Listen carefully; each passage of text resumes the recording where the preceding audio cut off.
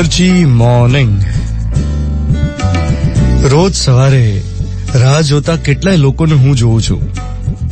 રોજ સવારે કેટલાય લોકો રાહ જોતા ઉભા હોય છે. કોઈ બસ સ્ટોપ પર બસની રાહ જોતું હોય, કોઈ ચાર રસ્તા પર કંપનીની બસની રાહ જોતું હોય કે સ્કૂલ બસના વેઇટ કરતા હોય, કોઈ દૂધની ડેરીની બહાર રાહ જોઈને ઉભો હોય કે એમનો નંબર ક્યારે આવશે ને ક્યારે દૂધનું પાઉચ ખરીદીને ઘરે જશે ને ચા પીશે.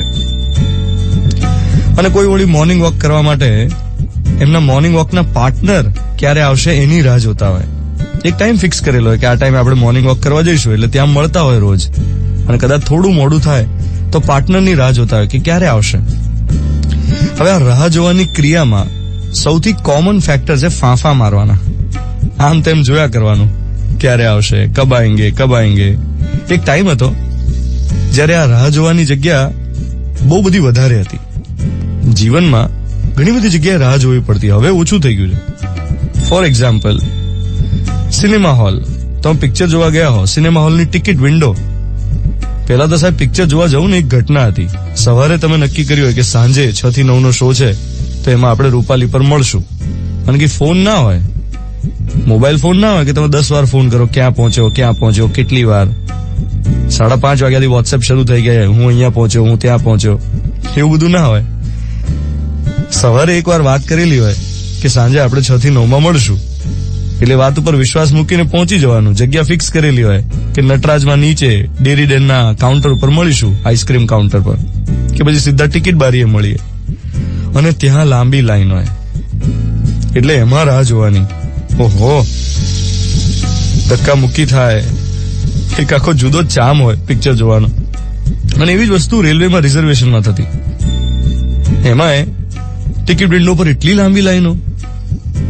હવે બધું ફિંગર ટીપ ઉપર, આંગળીના ટેરવે મોબાઈલમાં બુક થઈ જાય સાહેબ. ટ્રેનની ટિકિટ, પિક્ચરની ટિકિટ, મલ્ટીપ્લેક્સની ટિકિટ વિન્ડો પર હવે તો કેવું છે, 3જો નંબર જ હોય ને તમારો લાઈનમાં, તોય તમે અધીરા થઈ જાઓ કે આપણો નંબર ક્યારે આવશે. અરે ભાઈ 3જો જ છું, હમણાં 2 મિનિટમાં આવી જશે.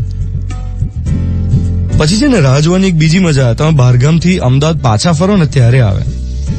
તમે ટ્રેનમાં બેઠા હો અને આમ તમને ખબર હોય કે હમણાં કલાકમાં અમદાવાદ આવશે, અને એ અંદરથી જે મજા હોય ને, ઇવન પ્લેનમાં હમણાં 10 મિનિટમાં અમદાવાદ ક્યારે ટચ થશે, એ રાહ જોવાની એક મજા છે. તો આજનો મોર્નિંગ મંત્ર એ છે કે શું તમને રાહ જોતા આવડે ખરું?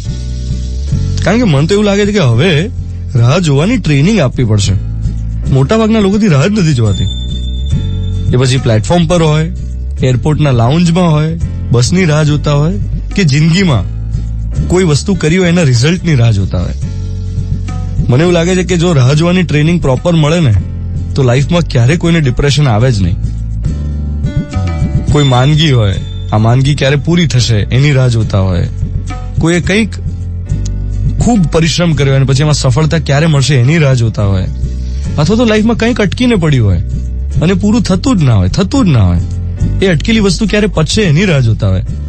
જો આ રાહ જોવાની ટ્રેનિંગ બરાબર મળે તો ના કોઈ સુસાઇડ કરે, ના કોઈને ડિપ્રેશન આવે.